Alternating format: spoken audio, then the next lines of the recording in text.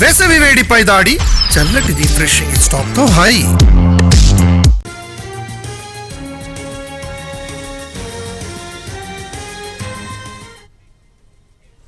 ఇవాళ నాగర్ కర్నూలు జిల్లాలో పర్యటించనున్నారు ముఖ్యమంత్రి రేవంత్ రెడ్డి. ఆమ్రాబాద్ మండలం మాచారం గ్రామంలో ఇందిరా సౌరగిరి జల వికాస పథకాన్ని ప్రారంభించనున్నారు. అడవి బిడ్డల అభ్యున్నతికి ఇందిరా సౌరగిరి జల వికాస పథకాన్ని ప్రతిష్టాత్మకంగా తీసుకొస్తుంది తెలంగాణ ప్రభుత్వం.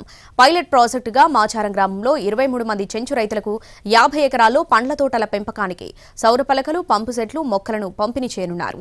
ఉదయం 10 గంటలకు హైదరాబాద్ నుండి హెలికాప్టర్లో బయలుదేరి 11 గంటలకు మాచారం గ్రామానికి చేరుకుంటారు. అక్కడే పథకాన్ని ప్రారంభించి సమీప ప్రాంగణంలో ఏర్పాటు చేసిన ఫోటో ఎగ్జిబిషన్ సందర్శిస్తారు. అక్కడి నుండి బయలుదేరి మాచారం గ్రామంలో ఉన్న సీతారామాంజనేయ ఆలయాన్ని దర్శించుకుని ప్రత్యేక పూజలు నిర్వహిస్తారు.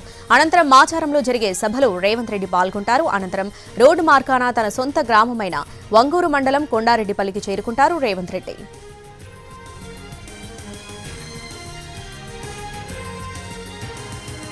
సీఎం రేవంత్ రెడ్డి పర్యటనకు సంబంధించి మరింత సమాచారం మా ప్రతినిధి పాషా అందిస్తారు. మరి కాసేపట్లో ముఖ్యమంత్రి రేవంత్ రెడ్డి నల్లమల అటవీ ప్రాంతంలోని అమ్రాబాద్ మండలం మాచారం గ్రామానికి చేరుకోనున్నారు. ఈ గ్రామానికి చేరుకున్న తర్వాత ప్రభుత్వం ప్రతిష్టాత్మకంగా చేపడుతున్నటువంటి ఇందిరా సౌరగిరి జల వికాసం పథకాన్ని ఆయన లాంచ్ చేయనున్నారు. 12,600 కోట్లతో 2,10,000 మంది గిరిజనులకు 6 లక్షల ఎకరాల భూమి సమగ్ర అభివృద్ధి లక్ష్యంగా చేపట్టినటువంటి ఈ పథకాన్ని పైలట్ ప్రాజెక్టుగా మాచారం గ్రామాన్ని ఎంపిక చేసి ఆయన ప్రారంభించనున్నారు. ఈ ప్రారంభ కార్యక్రమానికి ఈ గ్రామంలో ఉన్నటువంటి 23 మంది రైతులకు 50 ఎకరాల భూమి సమగ్ర అభివృద్ధి లక్ష్యంగా ఇప్పటికే సోలార్ పంపు సెట్లు అమర్చడం జరిగింది. తోటల పెంపకం చేపట్టారు. ఈ తోటల పెంపకంలో భాగంగా మామిడి, నిమ్మ, అవకాడో, బత్తాయి, దానిమ్మ తోటలు సాగు చేసే విధంగా ఇప్పటికే రైతులకి అవగాహన కల్పించి అందుకు సంబంధించినటువంటి ఏర్పాట్లను అధికారులు పూర్తి చేశారు.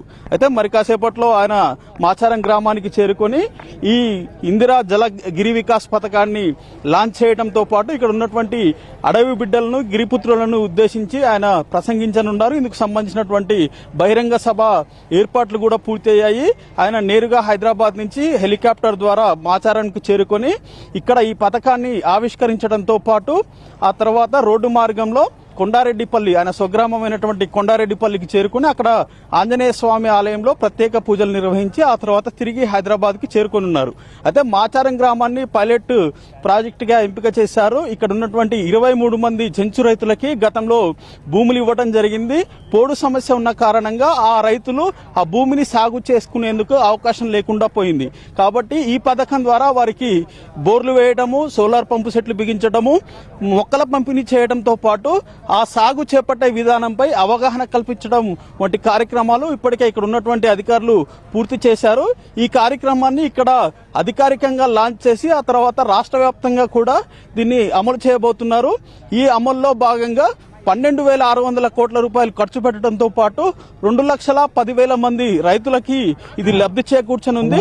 మొత్తం 6 లక్షల పోడు భూములు సాగులోకి రానున్నాయి. సమగ్ర అభివృద్ధి దిశగా ఆ భూములని అభివృద్ధి చేయనున్నారు. ఇది ఇక్కడ పరిస్థితి. సందీప్తో హైమాద్, ఎన్టీవీ, మహబూబ్ నగర్ నుంచి.